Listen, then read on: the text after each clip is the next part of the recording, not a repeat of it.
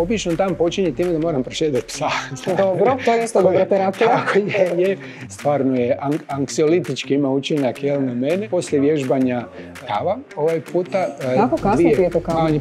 Tako, da. Znači, vi ste u prekršaju. Ne, ja sam u prekršaju. Izraz koji je skovan digitalna demencija. Mislim da vam, stvarno sve govori. Imate li vi možda nekakav savjet, praktičan? Ima nekoliko stvari. Znači, ne mobitel nositi na WC? Da, nema i po mogućnosti, tako. Ali strahujete li da ćete nešto propustiti od nekih vijesti? Da, to je taj strah od propuštanja. Log off sa interneta i log on u život, kao uključite se u neke druge stvari. Vi ste u grupi, znači niste sami.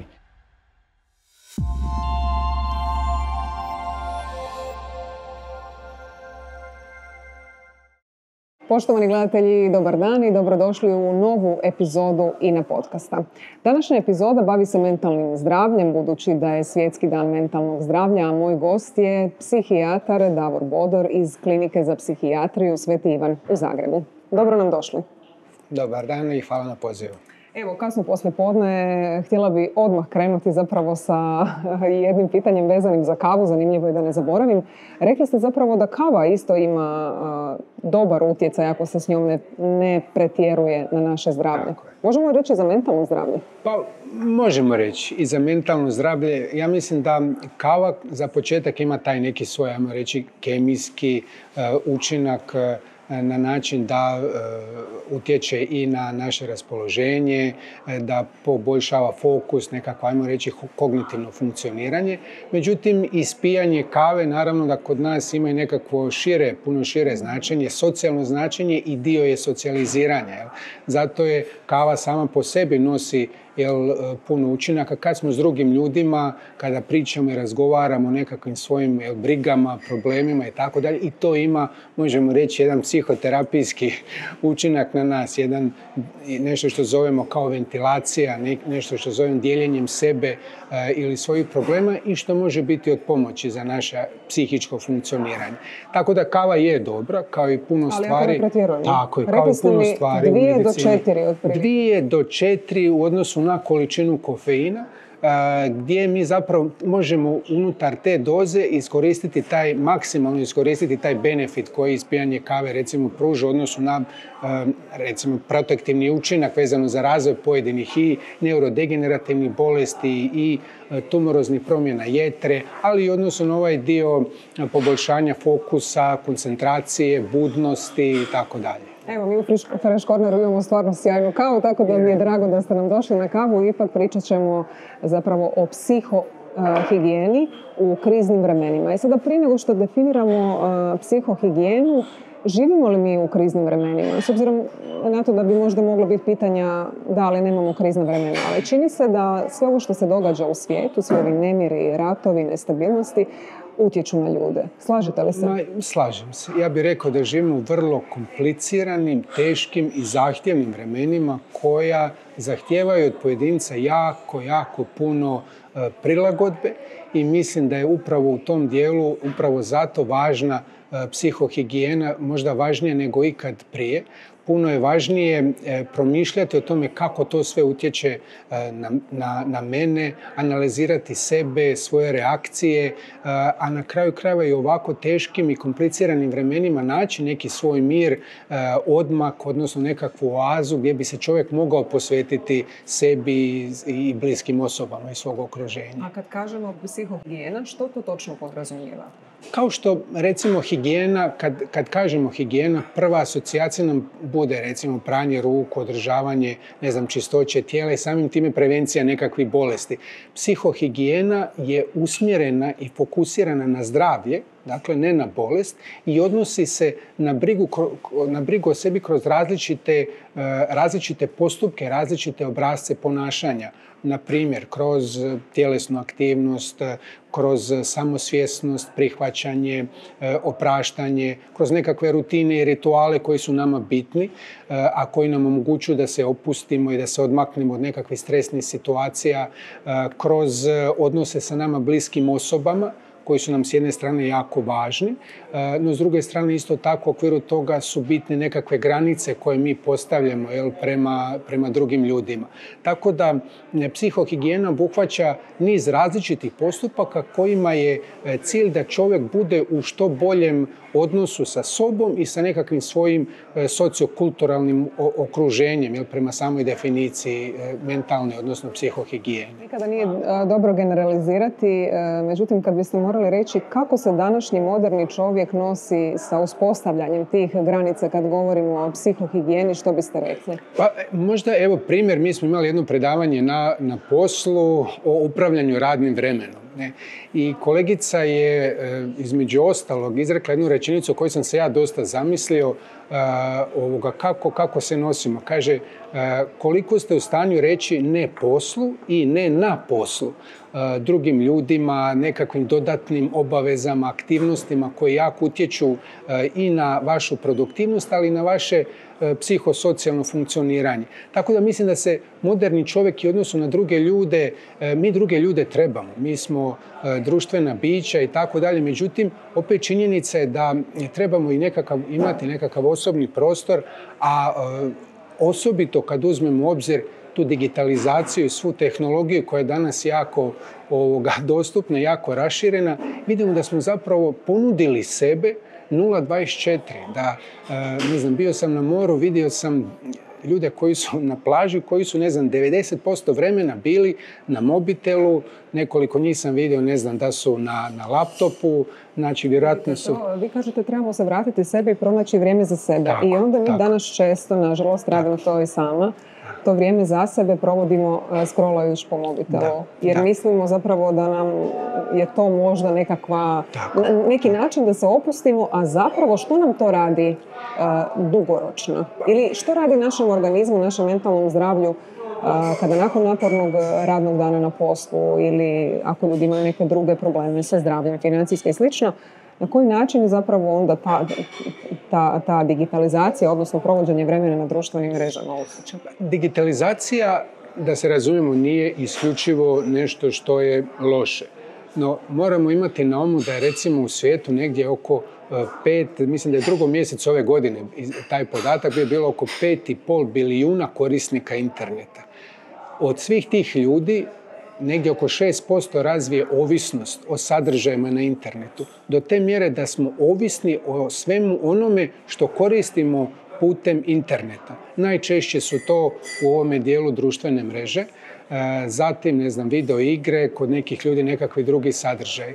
Dakle, mislim da je jako važno što mi očekujemo, kakve mi ulazimo u korištenje takvih sadržaja. Ako postoji tjeskoba, depresivnost, odnosno nekakvi anksiozni simptomi poput nekakve unutarnje tenzije i tako dalje, pa onda idemo na društvene mreže i sve ovo ostalo provjeravamo da bismo se opustili, rekao bi da je to već polako postaje problematičan obrazac i da to ima potencijal da u budućnosti utječe na nas na način da razvijemo nekakvu ovisnost. To je jedan zapravo od rizičnih čimbenika. Isto kao i recimo video igre. Ako postoji razlika između onog kakvi mi jesmo u realitetu i takozvanih avatara koje ljudi preuzimaju u video igrama, pa ako sam povučen u svakodnevnom životu, preuzimam lik nekakvog agresivnog junaka i tako dalje, vrlo je velika vjerojatnost da ću se ja navući. Čak i ova potreba za bijegom ili, kako oni kažu, eskapizmom u taj virtualni svijet isto nam bude rizična da se u budućnosti razviju nekakvi problemi vezano za korištenjem ovih sadržaja na internetu. Međutim, u odnosu na druge, recimo, ovisnosti, kad govorimo o ovisničkim ponašanjima, imamo glavnu stvar potpuna apstinencija, potpuni prekid. Ovdje moderan čovjek u digitalno doba ne može biti potpunog prekida. Znači, što napraviti? Imate li vi možda nekakav savjet praktičan kako možemo, nekakav zadatak, nekakav savjet koji bi nam mogao pomoći da smanjimo tu ovisnost o društvenim mrežama, odnosno da osvijestimo koliko vremena provodimo i što nam to čini? Ima nekoliko stvari magične, jel tako? Za početak kontrolirana upotreba. Dakle, kontrolirana upotreba sadržaja koji su bitni za moj posao, za nekako svakodnevno funkcioniranje. Ostale sadržaje treba maknuti. Gomilu obavijesti, automatskih obavijesti, svega ostalog, aplikacija koje imamo, koje nam šalju, ne znam, dugo te nije bilo ili ne znam, neko mi je pisao na ovoj ili onoj trećoj, petoj društvenoj mreži, to bi bilo dobro ugasiti. Izbjegavati koristiti internet, odnosno sadržaj na internetu u za to neprikladnom prostoru. Ja sam konkretno vrlo često imam recimo, evo reći ću vam, pacijente gdje supruga kaže, znate, on je non stop na internetu, kockao je, s obzirom da su to ljudi s kojima najčešće radim, i to najčešće na WC-u. Ili, ne znam, izveo je djecu u šetnju. Znači, ne mobitel nosi na WC. Da, nema i po mogućnosti. Tako. Izbjegavati ono čemu su ljudi danas jako skloni, multitasking. Znači, nekoliko istovremenih aktivnosti na nekoliko mobilnih uređaja. Jednostavno, to neminovno vodi psihofizičkom, rekao bih, iscrpljivanju. Tako da u tom dijelu mogu se napraviti neke stvari. Ono što bih isto htio reći, jako je bitno i duljina vremena koji provodimo na internetu. A to možemo i provjeriti na mobitelu, možemo kontrolirati. Tako je. Jer što je dulje vrijeme, zapravo je veći rizik da ćemo zbog toga razviti u budućnosti neke probleme. Tako da jedan psihijatar rekao log on, log off sa interneta i log on u život, kao uključite se u neke druge stvari. Ne? Sada, je li problem u vremenu koje mi provedemo na ovim tehnološkim čudima koje imamo, ili je problem kako ih konzumiramo? Ako čitam na mobitelu primjerice ili na laptopu ili na tabletu neku knjigu, sigurno nema isti učinak kao kad scrollam. Tu je zapravo jako puno stvari koje su potencijalno problematične. Za početak... Hoću reći, ako provedem 8 sati čitajući neku e-knjigu, sigurno nema loš učinak kao što. Naravno da je važno što gledate. Postoje sadržaje koji imaju jako visoki rizik da ćete razviti probleme, sadržaje koji mogu dovesti do problema. Ono što je dokazano danas, to su video igre koje su uz, recimo, kockanje jedina ovisnost o ponašanju koja trenutno postoji, koja je trenutno priznata unutar naših dijagnostičkih klasifikacija. Ono što će izgledno biti u budućnosti, to su društvene mreže, i ono na čemu što se još istražuje, to su i pornografski sadržaj. Tako da važno je što čovjek očekuje. Činjenica je da i ono pretraživanje iznova ili vrtnje svih tih silnih videa, ono što je važno reći, što je i pokazano u dokumentarcu koji je bio izašao prije nekog vremena, jako puno stvari koje se nama nude putem algoritama koji su prilagođeni tako i ciljano našim nekakvim prijašnjim pretragama, prijašnjim potrebama i tako. Prema tome to kroji nekakav svijet koji je prilagođen nama, koji zapravo ne mora biti realan i nije realan odraz stvarnosti koja je vani. Tako da važno je duljina, važno je ono što mi očekujemo, važne su nekakve naše karakterne crte, ali važne su i mehanizmi obrane, kako se mi nosimo sa svim.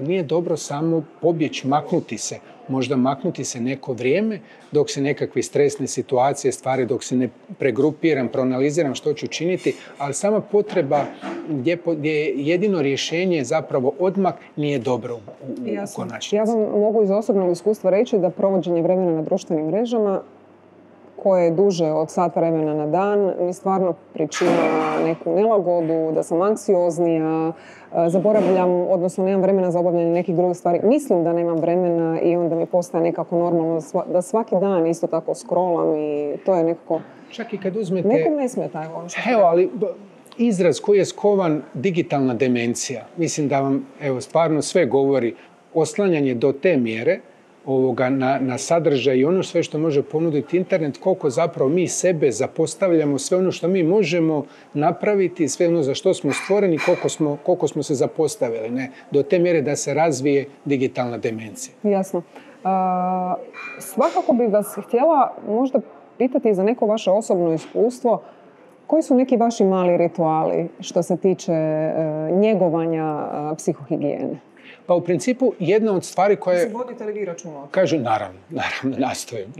S obzirom na dosta zahtjevan i odgovoran posao, meni je to, ajmo reći, dosta bitno. Sad, nekoliko ih je... Da vaš dan, možda nekoliko ih je, pa obično dan počinje time da moram prošetati psa. Dobro, to je isto terapija. Tako je, i on zapravo traži svoje i stvarno je anksiolitički ima učinak na mene. U principu, po dolasku na posao mi je bitno doći ranije, nekakvih pola sat, tako da mogu na miru, popiti čaj, obično prvo pijem čaj, i onda promisliti o danu koji je ispred mene bez mailova, bez svega ostalog, i bez, ja uvijek kažem, kradljivaca vremena, bez telefonskih poziva, kucanja na vrata i tako dalje, da mogu zapravo opušten se pripremiti za dan koji mi predstoji. Nakon posla najčešće je to tjelesna aktivnost u smislu vježbanja. To mi je, ajmo reći, dosta bitno, to mene opušta, tih sat vremena meni znači dosta. I sama tjelesna aktivnost sama po sebi, ali ima niz, možemo i kasnije, niz pozitivnih učinaka. To je nešto što i našim pacijentima preporučujemo da uvrste u dio neke svoje rutine. Ali to je zapravo već opće poznata i ptičice na grani već znaju zapravo koliko je fizička aktivnost važna.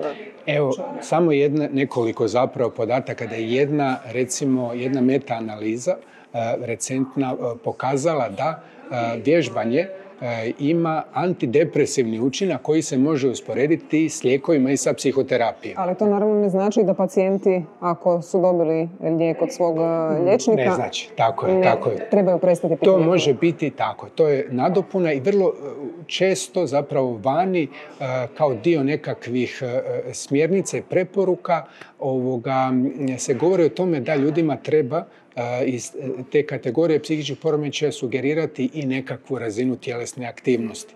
Tjelesna aktivnost tipa šetnje, recimo... Da, ne mora biti sve teretana isto. Ne mora biti. Pa evo, recimo šetnja povećava vaše kreativno razmišljanje, može povećati za nekakvih 60%.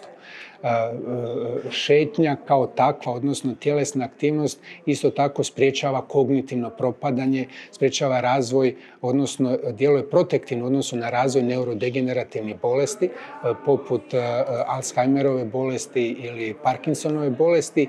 Čak u zadnje vrijeme ono što se istražuje da tjelesna aktivnost pomaže recimo kod ljudi, ovdje nisu bili ljudi, bile su životinje u ovom eksperimentu vezano za ovisnost o kokainu.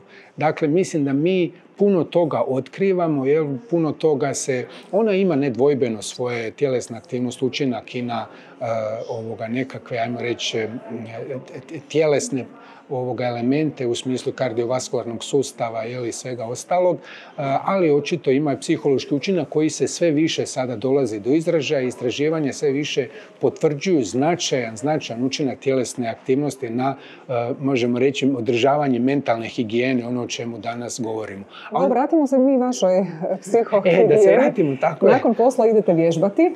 Tako je, nakon posla je vježbanje. Poslije vježbanja obično opet moram prošetati psa. Popodne je to nekakva glazba koju volim pustiti, obično je to jazz, tako moram priznati, u pozadini da svira i kava, ovaj puta dvije kratke popodne, negdje oko 5:30, tako. I ono što mora biti uz kavu, to je tamna čokolada. Znači, koliko kockica čokolade? Dvije mora biti svaki dan. To se držim strogo, da je dvije.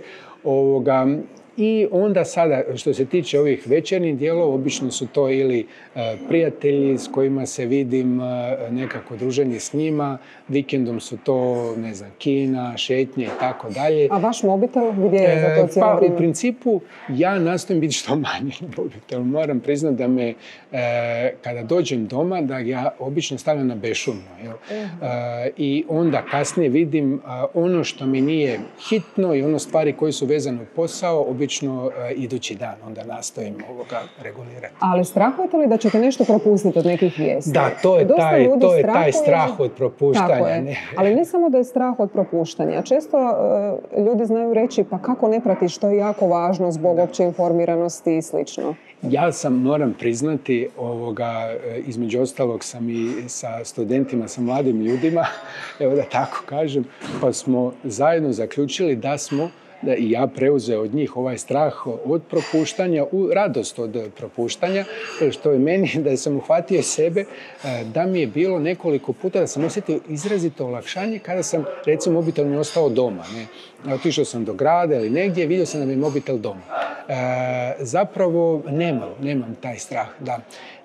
Prestao sam ga imati, prije sam ga imao puno intenzivnije. A slažete li se sa onom tvrdnjom da će sve važne informacije doći do nas, ako su doista i važne, i da nema potrebe da pratimo svakodnevno vijesti koje se... Ja bih rekao da uvijek ljudi koji su stariji od nas to uspoređuju sa njihovim vremenom i do njih su dolazile informacije, mada tada nije bilo ni mobitela, ni svega ovog što imamo danas, pa ja vjerujem da ono što je važno da će doći do mene.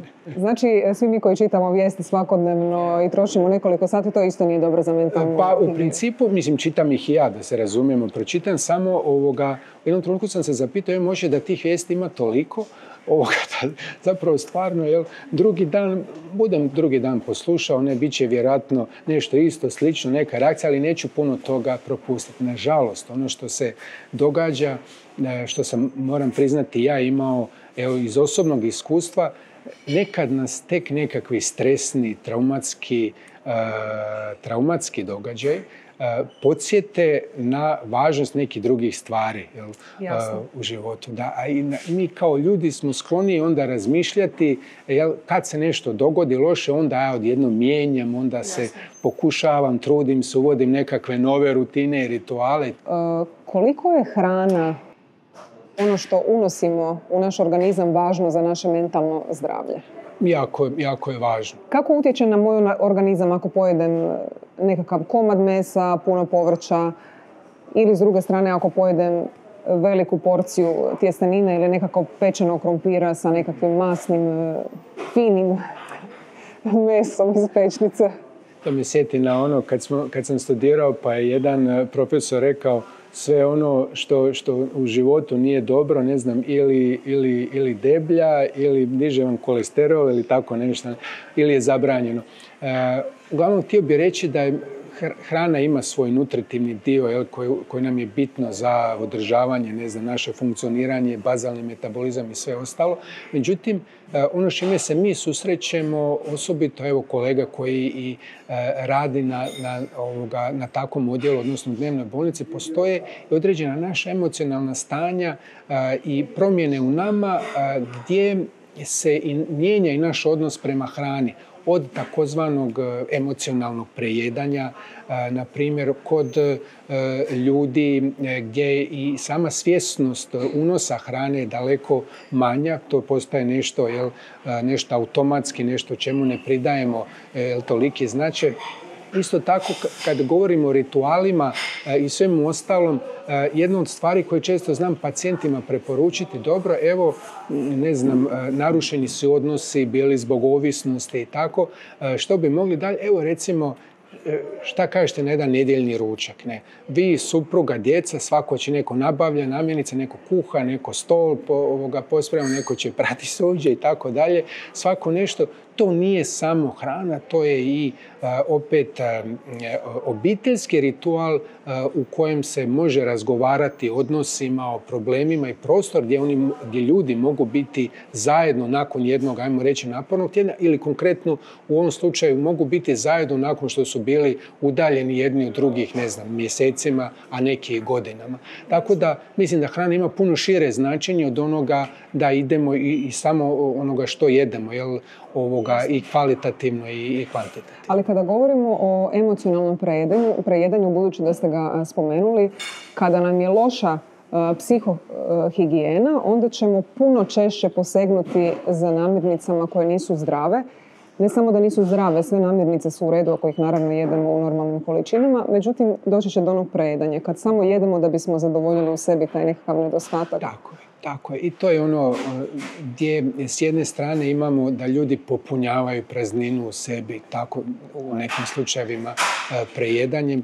to su i namirnice koje isto tako i hrana utječe na nešto u našem mozgu što se zove sustav za nagradu, na koji utječe i, ne znam, kad ste napravili, ne znam, nekakav dobar posao, položili ste ispit, zaljubili ste se ili vježbali ste i tako dalje. Na taj isti sustav utječu i droge, da se razumijemo, odnosno psihoaktivne tvari, kockanje, video igre i tako dalje, ali utječe i hrana, pa onda taj osjećaj stimuliranja tog sustava i zadovoljstva kad ide isključivo kroz prehranu ili kompenzacije, sve te silne frustracije, nezadovoljstva sobom kroz hranu koja je, kako ste rekli, najčešće takva da vodi daljnjem debljanju, što onda opet kod nekih ljudi nezadovoljstvo sobom, odnosno slikom, neadekvatnom slikom o sebi koju imaju. Jasno.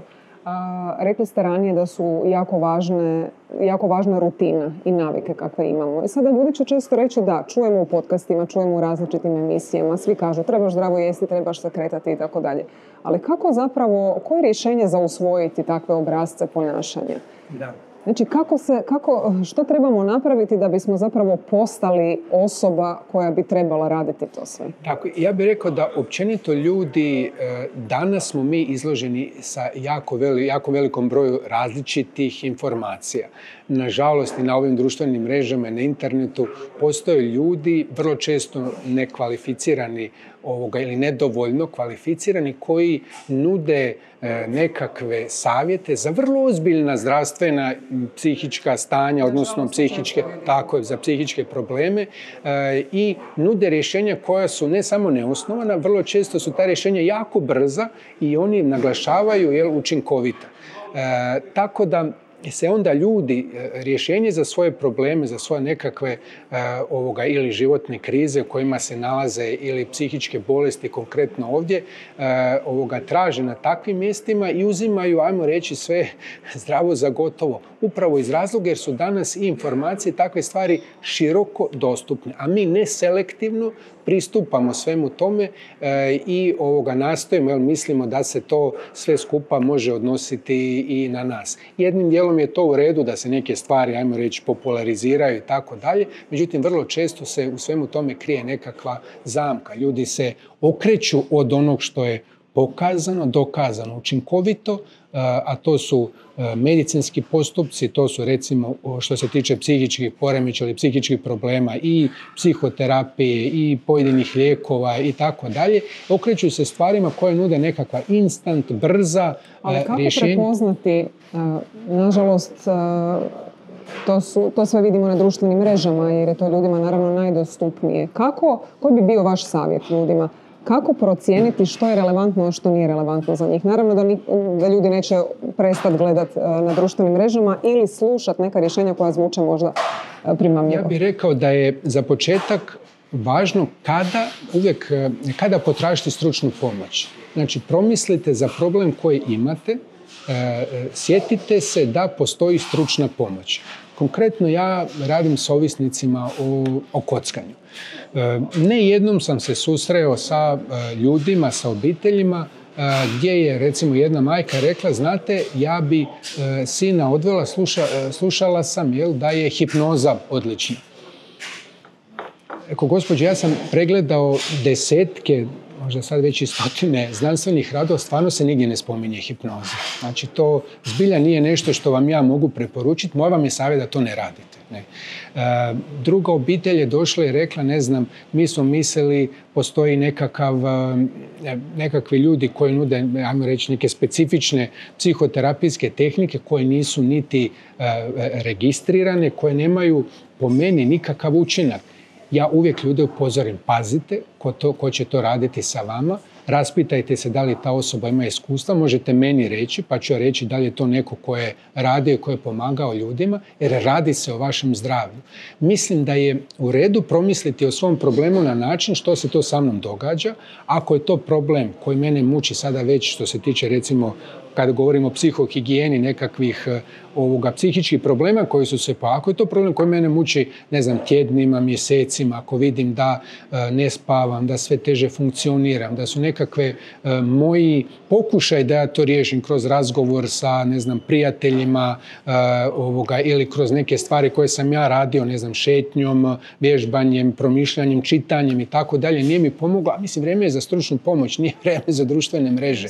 Jer vrijeme je da se javite nekom ko će vam sigurno pomoći na način da će vam ponuditi nešto što ima rezultate, što dokazano daje rezultate. I to je jako bitno, da ljudi osvijeste da imaju taj kritični dio odnosno dozu kritičnosti prema svim tim stvarima kojima su izloženi. Uvijek vezano za ljude s kojima ja radim, ono što im ja naglasim, nema brzog rješenja.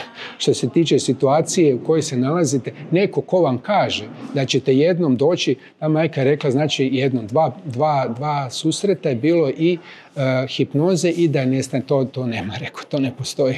Za koje stanje možete nam reći, naravno, ne otkrivate identitet osobe? Što se tiče ovisnosti o kockanju, što se tiče majka koja je vezano za hipnozu, da će brzo se, znači opet takvi ljudi upravo i nude nekakva brza, instant rješenje i tako dalje, to najčešće nije tako. To je dakle vrlo često i nestručno i neprovjereno, nažalost. U jednom dijelu slučaja se događa i to da se dođe do pogoršanja. Znači, vi zapravo odgađate traženje stručne pomoći, čekate sa time, a u medicini je i tajming jako važan. Znači, što ste ranije krenuli rješavati kod nas nekakav problem, to je veća vjerojatnost da spriječite nekakve neugodne posljedice koje bi vam se mogle pojaviti u budućnosti. Mentalno zdravlje, odnosno poteškoće s mentalnim zdravljem su još uvijek tabu teme, ne samo kod nas, nego naravno i u svijetu. To isto znamo svi. I često ćemo možda i nekom koga poznamo reći, ima joj, nije ti ništa ako nam se požali i slično. Sada, koja bi bila razlika između podrške obitelji i stručne pomoći? Možemo li uvijek kao prijatelji, kao obitelj pomoći osobi ili ponekad moramo znati, odnosno nekad moramo znati gdje su naši limiti i uputiti osobu? Pa mislim, to je jako dobro pitanje, jako važno pitanje koje naglašava ulogu socijalne podrške ili nama bliskih osoba u, recimo, oporavku čovjeka. Ja ću opet dati primjer iz svoje, ajmo reći, kliničke svakodnevne prakse. Kod ljudi koji su ovisni o kockanju, uključivanje bliskih osoba u terapijski proces je vrlo korisno i ima značajan utjecaj na povoljni ishod, pozitivni ishod liječenja u budućnosti. S jedne strane, to je što je gušća socijalna mreža ljudi koji vas podupiru u tome da se vi promijenite, veća je vjerojatnost da ćete se promijeniti. Ja uvijek kažem pacijentima, slušajte, jedna od stvari koje morate promijeniti je i okruženje. Ako i dalje odlazite na mjesta i družite se s ljudima s kojima ste prije, recimo, konkretno kockali ili pili, uistinu je velika vjerojatnost da ćete ostati tamo gdje ste i bili, da ćete i dalje ostati u problemu. Tako da socijalna potpora je važna, nama bliske osobe su važne, što je više njih uključeno, to je, opet kažem, veća vjerojatnost da ćemo se i mi uspjeti oporaviti, da ćemo uspjeti izaći iz nekakve krizne situacije. Kako oni sve pomažu? Onako kako prijatelji pomažu. To je pružanje u prvom redu emocionalne potpore. Tu sam, uz tebe sam, mogu li ti, uvijek to citiram, ako ti šta zatreba, tu sam. Onda kažem, pa što često se zna čuti, ma joj, nije ti ništa, uzmi motiku, idi kopaj, pa kakva depresija. U moje vrijeme, kako je depresija? Šta smo mi bili anksiozni? Tako da, to se često čuje. Pa to neće svima pomoći, ajmo reći. Nekima hoćeš da nemate div kopat u Zagrebu i šta ćete kopat, ali ja kažem uvijek to nekako na humor, kopajte vi po sebi, jel tako? Nastojim ljudima sugerirati, recimo kada pita, ne znam, supruga kako da mu ja pomognem, evo šta da ja radim, ne. Slušajte, dolazite zajedno s njim ovdje na program. Vaš odnos nije samo vaš problem. Ima i drugih stvari u vašem odnosu gdje ste vi recimo do sada dobro funkcionirali. Osmislite, strukturirajte nekakvu rutinu dana koju ćete provoditi zajedno. Ljudima koji imaju i osjete nekakav gubitak, recimo, pa radi toga upadaju nekakva krizna stanja, što se danas isto dosta često događa slijedom nepovoljnih životnih okolnosti. Kad kažem, recimo, gubitak u smislu žalovanja ili gubitka bliske osobe i tako dalje, pa ako želite pomoći nekome, nemojte ostati na klišeju, reci ovoga, ako ti zatreba šta, tu sam. Ne? Budite konkretni. Ako se želiš razgovarati, ako mi se želiš izjadati, ako hoćeš da ti skuham, ako hoćeš da odvedem djecu u školu, ako hoćeš da ti, ne znam, operem prozor, ako hoćeš da budem uz tebe, pa da zajedno plačemo. Muškarcima moramo nacrtati. Znači, slažete se da je tako? Muškarcima treba. Često se znam. Često morate biti vrlo... Dobro, malo šala nije na odmet. Jesu li sve ove tehnike koje spominjete i primjeri, rutina primjenjivi na djecu? Niste dječji psihijatar, ali neovisno o tome sigurno možete zapravo reći nešto o tome s obzirom da smo dužni kao odrasle jedinke brinuti o zdravlju naših najmlađih. Puno toga je primjenjivo. Evo iz moje prakse, kada bih pozvao sebi recimo razgovarati, pričati, onda ih pitam pitam prvo kako se i tako dalje, šta ima novoga kod tebe. I uglavnom, kad razgovaramo vezano u kontekstu ovog problema ovisnosti, onda se kod njih pojavljuje taj osjećaj da je, vrlo često otac koji je ovisan, da je tate bilo nešto važnije od mene. Njima treba staviti do znanja, koliko god bila krizni, teška situacija, da osobito kod male djece, da je tu uvijek neko uz njih, da nisu sami, da ako im je teško, da se može razgovarati o tim njihovim osjećajima. Ono što je njima jako bitno, to je predvidljivost i to je stabilnost i to im treba onda osigurati. Ne? A što se tiče za nekakva krizna stanja, kako s njima to iskomunicirati, mislim da je to i oba roditelja da to mogu prepoznati. Mislim da je u redu njegovati atmosferu doma gdje je u redu razgovarati o svojim osjećajima, koliko god oni teški bili. Više puta ste danas spomenuli ovisnost i naravno i bavite se konkretno s kockanjem najviše. Možemo li reći zapravo da nedostatak mentalne higijene, odnosno psihohigijene, može dovesti do ovisnosti? Pa, na neki način, ja bih rekao da, ajmo reći, neadekvatna mentalna higijena ili neadekvatno suočavanje sa izazovima realiteta jedan od razloga može biti za razvoj ovisnosti.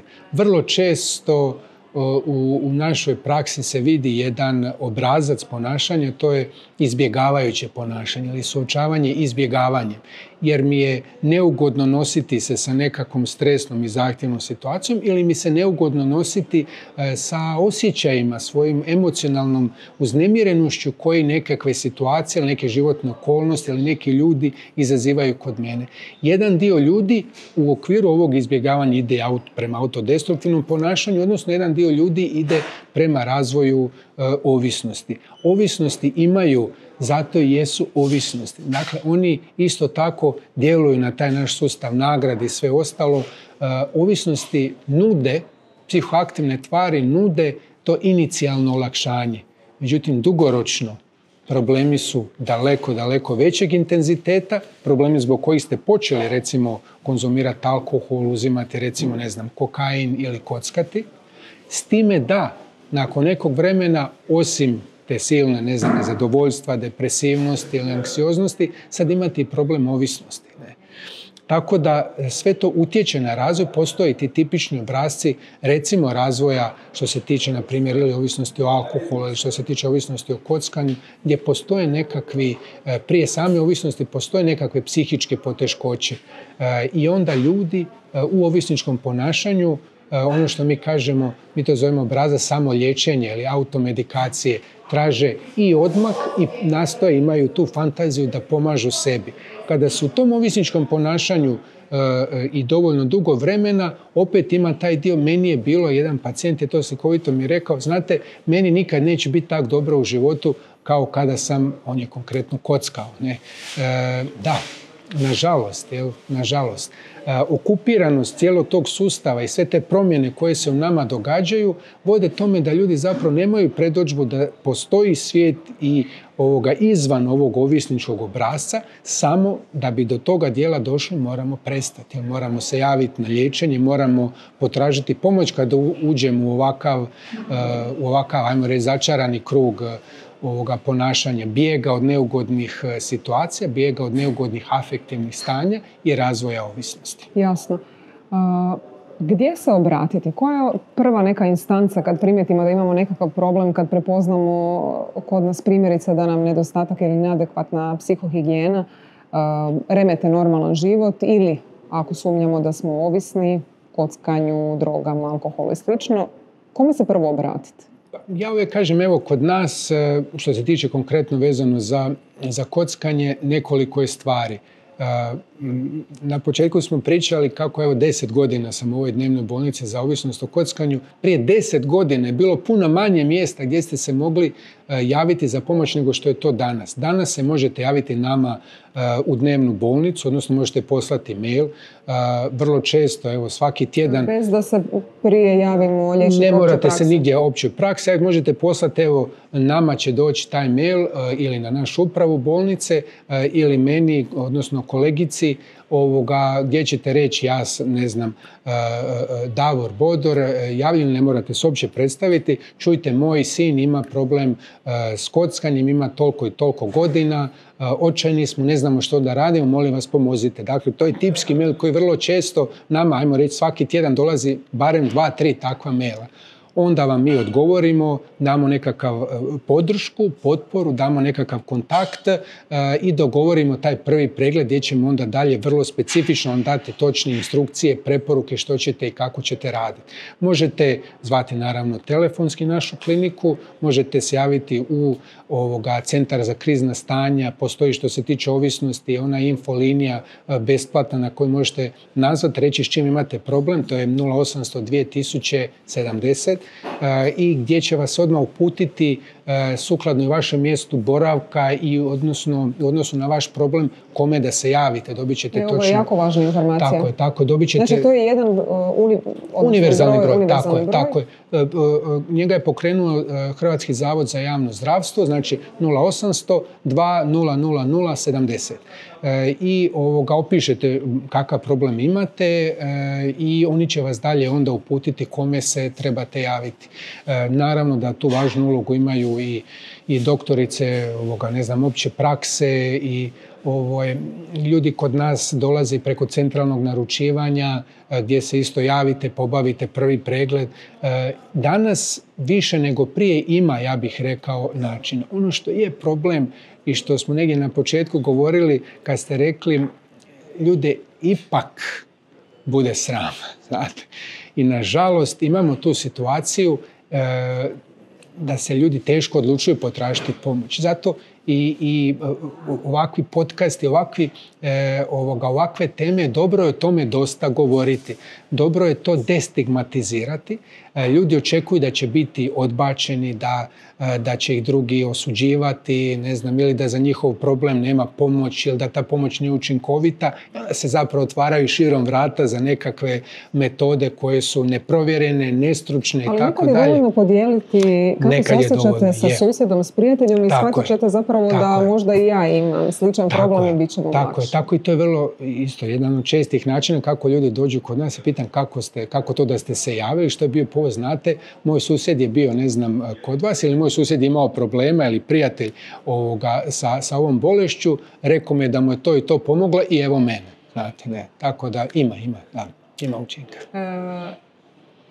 Je li možda ne bih rekla najbolja terapija, ali čini se da danas zaboravljamo koliko su nam važni drugi ljudi, pa koliko je važno njegovati odnose s drugim ljudima. Važno je njegovati. Mislim da u principu jedna od terapijskih stvari, evo kod nas, vi ste u grupi. Znači niste, što se tiče recimo konkretnog problema ovisnosti, niste sami. Znači niste došli pa da radimo isključivo 1 na 1, nego ste u grupi. Ajmo reći, cijeli život smo mi u nekim grupama, tako da grupna psihoterapija nama drugi ljudi ovdje ima itekako puno benefita u ovako jednom profesionalnom, odnosno strukturiranom okruženju.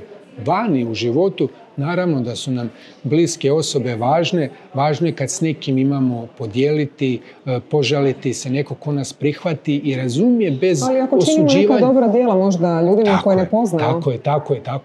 Tako je. Vrlo često mi kod nas vidimo recimo ljude koji su i završili s liječenjem, jako dugo su dobro, ali nastave dolaziti i pomagati drugim pacijentima. To su kod nas postoje takozvane grupe potpore koje vode stari apstinenti. To su ljudi koji ne kockaju recimo 4, 5, 10 godina, evo imamo, ali dan danas dolaze i tim mladim momcima pomažu da oni prebrode sve te krize s kojima se suočava neko ko se prvi puta javio na liječenje.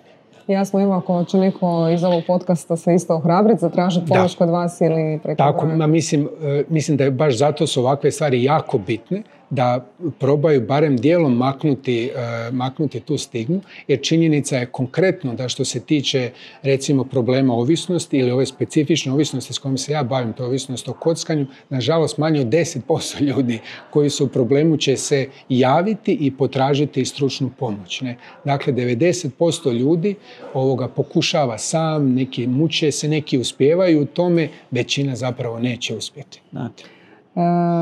Možda će zvučati kao da hvalim vlastitu kompaniju, ali doista u INI često imamo kampanje koje se tiču mentalnog zdravlja, imamo različite programe kroz naše Zdravlje Plus program, isto tako imamo različite edukacije na INA Akademiji.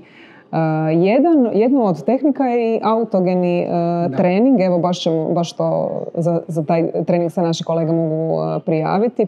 Pa koje su koristi primjerice od autogeni? Odlično. Mislim da je autogeni trening, mislim da ima i progresivna mišićna relaksacija. Dakle, općenito takve tehnike i metode, ono što ja uvijek i svojim pacijentima kažem, ali i prijateljima kažem, dakle, možete ih izvoditi kad naravno prođete cijelu tu priču, možete izvoditi ih sami, nemaju nuspojava, a vrlo su učinkovite. Konkretno što se tiče autogenog treninga i fokusiranja na dijelove tijela i na tjelesne senzacije koje imaju onda za učinak u prvom redu smanjenje tjeskobe i smanjenje svih stanja, odnosno poboljšanje i pozitivni učinak na sva stanja koja se odlikuju sa manjom ili većom razinom unutarnje napetosti, tenzije, odnosno tjeskobe. Tako da je metoda koju kada ljudi prođu cijelu tu priču, kad nauče kako primjenjivati na sebi, itekako dobra i korisna. Isto kao i progresivna mišićna relaksacija koja zapravo kroz niz mišićnih skupina svjesne kontrakcije, relaksacije mišića vode onda u konačnici, ajmo reći, opuštanju tijela. Jedna od stvari u novije vrijeme koja postoji je i mindfulness, metoda koja utječe, odnosno koja je fokusirana na svjesnost sadašnjeg trenutka, na to kako se mi osjećamo, što radimo i na naše reakcije na situaciju u kojoj se nalazimo. Da izbjegavamo ono što smo na početku govorili, nekakve automatizme, da vozimo po autopilotu, pa da stvari... Ili da živimo na autopilotu, što nekad može biti korisno, ali u principu da budemo svjesni sebe i sadašnjeg trenutka i naših reakcija na situaciju u kojoj jesmo u sadašnjem trenutku. I upravo s tim u vezi ima svoj, ajmo reći, terapijski učinak. Jer zapravo mi ne možemo izbjeći stres, ali možemo naučiti se odgovarati. I nije svaki stres niti loš. I ne bi ni bilo dobro da smo, ne znam, da je bez stresa. Ta nekakva količina stresa niskog intenziteta, tog pozitivnog stresa je važna i za rast, i za razvoj, i za učenje, i za prilagodbu, pokreće, motivira i tako dalje. Naravno, dok je to unutar nekakvih razina. Kada to premaši nekakve naše kapacitete, prilagodbe i svojim intenzitetom i svojim trajanjem, onda mogu nastati posljedice. Moram priznati da ste ugodan sugovornik, izvrstan. Puno toga sam naučila. Nadam se da će i naši gledatelji i slušatelji uživati u ovom podcastu. I za kraj bih još, spomenuli smo naravno kakvu rutinu trebamo imati za našu psihohigijenu, ali kad biste morali dati jedan savjet za dobru psihohigijenu, koji bi to bio? Evo, s čime krenuti danas? S čime krenuti danas? Pa ako mogu dva savjeta.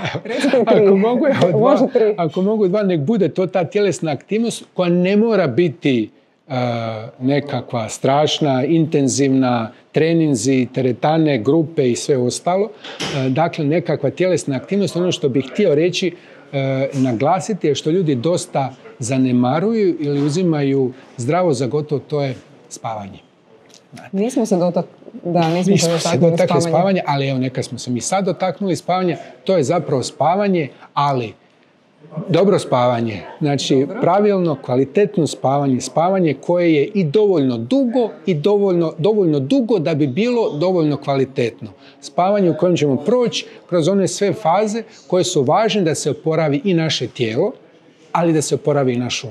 Ali naravno važno je ići u isto vrijeme spavati, je li tako? Tako, postoji kad smo kod psihohigijene, ta rutina odlazaka, ta rutina spavanja. Jedan je istraživač, sjećam se kad sam davno o spavanju učio sa specijalistički ispit, rekao što se tiče spavanja i nesanice, samo maknite stvari koje vam ometaju dobar san i bit će sve u redu.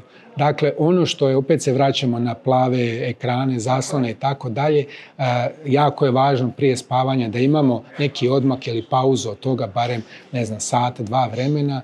Važno je da idemo naravno u isto vrijeme, da je soba i prozračna, određene temperature, da izbjegavamo tešku tjelesnu aktivnost, da izbjegavamo kave, tako i kofein nekoliko, 4-5 sati prije odlaska na spavanje. Pa, tako, da, to 8 sati. Ne, ja sam u prekršaju. Ja nakon 6 sati ne smijem popiti, to mi onda utječe. I ono što je jako bitno, otići opušten na spavanje, znate. Jer vrlo često opterećenost ovim svakodnevnim brigama vodi nekakvoj tenziji, onda imamo prije spavanja, onda imamo jedan paradoksalni učinak da ljudi su jako dugo u krevetu, pokušavajući zaspati, ali ne spavaju. Znate, ne spavaju nego su budni, onda se javlja ona nervoza zato jer ne mogu zaspati. Još konačno, sutra me čeka, težak dan i dođete ujutro na posao i šta je bilo, što ste tako nervozni, nisam se naspavao. Zašto? Onda ulazimo u jedan, ajmo reći, začarani krug. Znači, 7 sati je nekakvo optimalno za odraslu dob i 7 sati je dovoljno dugo vrijeme po nekakvom, ajmo reći, udruzi za higijenu, spavanje i tako dalje, koja se bavi s time, optimalno vrijeme koje je bitno da za vrijeme spavanja prođemo kroz sve one cikluse koji su važni da se oporavi tako i naše tijelo i naš um. Možda biste vi htjeli završiti, ali nismo gotovi. Rekli ste tjelesna aktivnost, spavanje i treće. Tako je, i odnosi s drugim ljudima. Odnosni prihvaćanje, zahvalnost, opraštanje i tako, mislim da je to u redu. Ali bitno je da volimo sami sebe. Je, naravno. Ali ako smo stalno na mobitelu, ne volimo se baš. Teško ćemo se pronaći. Doktore Bodor, hvala vam puno na ovom gostovanju. Da se ne ponavljam, vjerujem da će ljudi doista pronaći neke konkretne savjete i primijeniti ih. Vi inače surađujete s nama i na kampanji o prevenciji ovisnosti kockanja koju trenutačno provodimo u INI. Hvala vam puno i vidjet ćemo se još. Hvala vama na pozivu. Hvala i vama, poštovani slušatelji i gledatelji. Pratite nas na YouTube-u, ali možete nas pratiti i na aplikaciji Podcasti. Bilo je to sve u ovoj epizodi. Vidimo se uskoro.